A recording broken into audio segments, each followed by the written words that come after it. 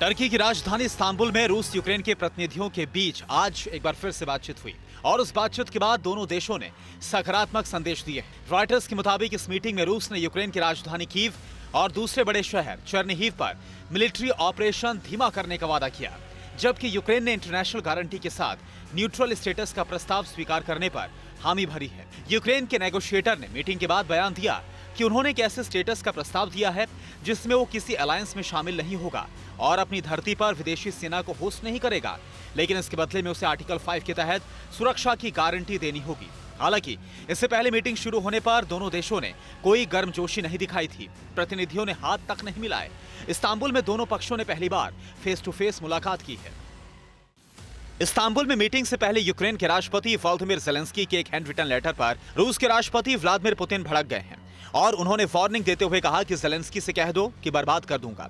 दरअसल ज़ेलेंस्की ने पुतिन को नोट लिखकर बिना किसी शर्त के युद्ध समाप्त करने के लिए कहा।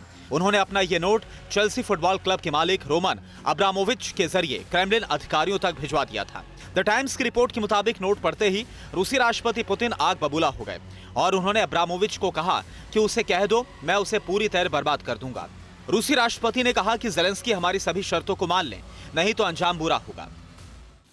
रूस के रक्षा मंत्री सर्गेई शोइगु ने कहा कि यूक्रेन की सैन्य क्षमता में एक महीने में बड़ी गिरावट आई है और इसी के साथ यूक्रेन में रूस ने अपना लक्ष्य पूरा करने के साथ सैन्य अभियान का पहला चरण पूरा कर लिया है। बताया जा रहा है कि रूस ने अब अपनी सेना को चेर्नोबिल और बेलारूस की सीमा के बीच एक बार फिर रीग्रुप करना शुरू कर दिया है।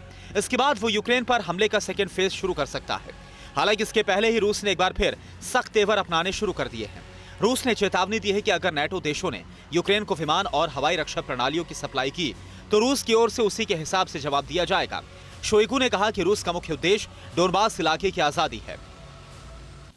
मीडिया को दिए साक्षात्कार में क्रेमलिन के प्रवक्ता दमित्री पेस्कोव ने यूक्रेन पर परमाणु हमले को लेकर जारी सस्पेंस से पर्दा उठा दिया।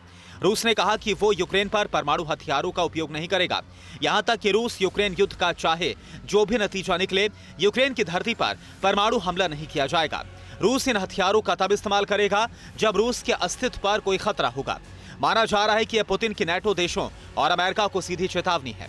पश्चिमी देश लगातार दावा कर रहे हैं कि यूक्रेन युद्ध में पुतिन की सेना को लगातार नुकसान हो रहा है। खासतौर पर यूक्रेन को मिल रही अमेरिकी मिसाइलें भारी तबाही मचा रही हैं, जिसकी बौखलाहट में रूस सीधा एटम बम गिरा सकता है। लेकिन क्रेमलिन ने साफ कर दिया कि ये उसकी नीतियों में नहीं है। वो न्यूक्लियर पावर का इस्तेमाल तो कर सकता है, लेकिन यूक्रेन से युद्ध इसकी वजह नहीं हो सकता। आज यूक्रेन रूस युद्ध का 34वां दिन है और जंग में रूसी सेना को हो रहे नुकसान का यूक्रेन लगातार ब्यौरा जारी करता रहा है। लेकिन यूक्रेन को कितना नुकसान पहुंचा, इसका ब्यौरा रूस ने भी जारी कर दिया है। रूस ने दावा किया कि अभी तक उसकी सेना ने 123 एयरक्राफ्ट मार गिराए हैं और 74 फाइटर हेलीकॉप्टर तबाह किए हैं। इसके अलावा 309 मानव रहित विमानों को भी मार गिराया है, जो यूक्रेन का बहुत बड़ा नुकसान है। इसके अलावा यूक्रेन के 172 multiple launch rocket system, 1568 special military automotive equipments, 721 field artillery व मोटार्स बर्बाद हुए हैं। रूस का दावा है कि यूक्रेन के 1721 टैंक और अन्य बख्तरबंद गाड़ियों को भी रूस ने नष्ट कर दिया है। विश्लेषकों के मुताबिक ये यूक्रेन की बड़ी क्षति है। इससे ज़ेलेंस्की की सेना कमजोर तो हुई है, लेकिन रूस के खिलाफ मजबूती से डटी हुई है। ज़ेलेंस्की ने नेटो देशों से अत्याधुनिक हथियारों की सप्लाई बढ़ाने की मांग की है ताकि उनकी सेना रूस से मुकाबला कर सके। एक महीने से रूस के एयर स्ट्राइक और ग्राउंड अटैक झेल रहा यूक्रेन का शहर मारिउपोल खंडहर में तब्दील हो चुका है। शहर के चारों ओर ध्वस्त पड़ी इमारतें नजर आ रही हैं। सड़कों पर बुलडोजर और तोप चलते नजर आ रहे हैं। यूक्रेनी सरकार का आरोप है कि रूस ने स्पोर्ट सिटी में रसद की सप्लाई को रोक रखा है और जान बचाने के लिए लोग शहर छोड़कर भाग रहे हैं। ऐसा करना अंतर्राष्ट्रीय कानून का उल्लंघन है। यूक्रेन ने मारिउपोल के पूर्वी इलाके में रूस नियंत्रित इलाके में बने शरणार्थी शिविर का सैटेलाइट इमेज जारी किया है, जिसमें करीब 5000 लोग रह रहे हैं। जबकि यूक्रेनी बॉर्डर पर बसों की लंबी कतार नजर आ रही है, जिसमें भर भर कर लोग देश छोड़कर जा रहे हैं। लेकिन मारिउपोल के लोगों को रूस में ही शरण लेनी पड़ रही है, जहां उनके साथ भीषण अत्याचार के आरोप लग रहे हैं। रूस यूक्रेन युद्ध में लाखों लोग विस्थापित हुए हैं और अब बैटल ग्राउंड में रूसी सेना पर कहीं छेड़छाड़ तो कहीं बलात्कार के आरोप लगे हैं। द द टाइम्स को दिए एक इंटरव्यू में एक महिला ने बताया कि 9 मार्च को रूसी सैनिकों ने पहले उसके कुत्ते को मारा, फिर उसके पति को मारा और उसके बाद उसके साथ बलात्कार किया। यूक्रेन की ओर से इस पर कड़ा रुख अपनाया गया है और यूक्रेन के विदेश मंत्री ने भी पुतिन की सेना पर सवाल उठाए हैं। यूक्रेन की सांसद मेजेंट सेवा ने स्काई न्यूज को दिए एक इंटरव्यू में कहा कि यूक्रेन इस मामले में शांत नहीं बैठेगा और रूसी सेना के हर अपराध का हिसाब करेंगे। यूक्रेन ने दावा किया कि 2 सैनिकों ने पूर्वी कीव के ब्रॉबरी में भी एक महिला पर हमला किया था और रेप किया था। इनमें से एक सैनिक की पहचान हो गई। ऑनलाइन मीडिया द कन्वर्सेशन के मुताबिक यूक्रेन के लोगों के लिए युद्ध से बचने का प्रयास भी खतरनाक होता जा रहा है। यूक्रेन की शरणार्थी महिलाओं और लड़कियों के साथ उन जगहों पर बलात्कार किया जा रहा है जहां वो सुरक्षा की उम्मीद में पहुंची थी।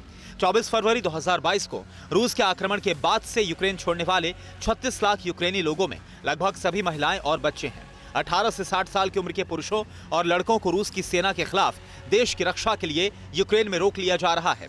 ऐसे में घर की महिलाएं और बच्चे मुख्य तौर पर पोलैंड और अन्य यूरोपीय देशों का रुख कर रहे हैं। वहां वीजा बंदिशों में नरमी है, लेकिन यूक्रेनी किशोर लड़कियां आश्रय के लिए जिन देशों में पहुंच रही हैं, उन देशों में उनके साथ दुर्व्यवहार किए जाने की खबरें हैं।